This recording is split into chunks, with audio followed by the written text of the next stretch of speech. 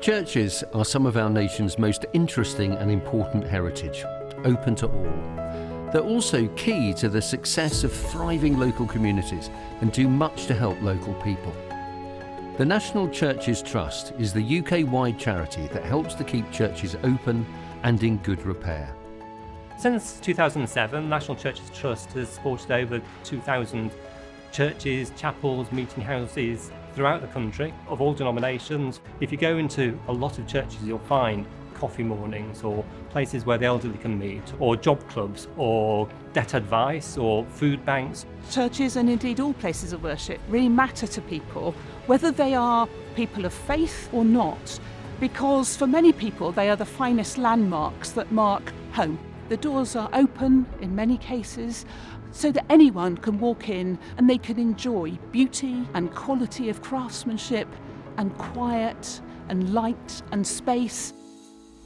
Churches do some fantastic stuff with local people throughout COVID, and yet COVID hit churches hard as well, so their usual sources of income dried up. Church buildings were shut for a long period of time, which made them very difficult to maintain. So when the government announced that funding was available through the Heritage Stimulus Fund, I think it was not only timely but very, very welcome.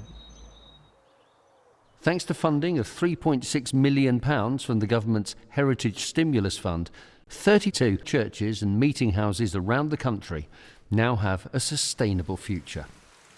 We've had drips coming in onto seats, onto people as they sit there in the church, so it was getting to the stage where it was urgent, and so it's wonderful to see the roof finally getting the proper attention it needs. Redoing this roof means that they can continue to love this church, to be part of that community and help them and get this building back so that they can use it again is just fantastic.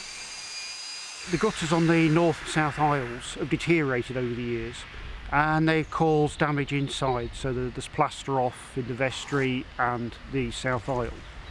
So we've got contractors coming in, they're going to replace the gutters, and we're repairing the damage that's caused by it, repointing where needed, and some work on the tower. We found a lot of slates were starting to slip.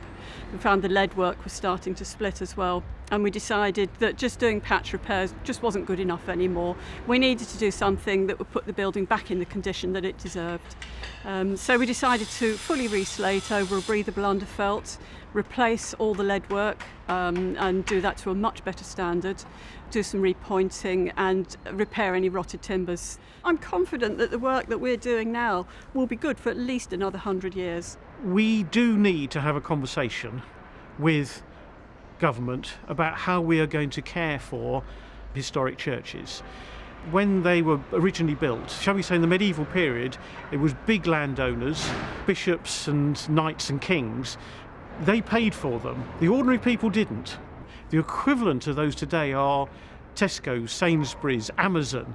They're not going to be giving us money. Without the Department of Culture, Media and Sport and the money they've been given recently, we'd be in real trouble here. This project would not have happened.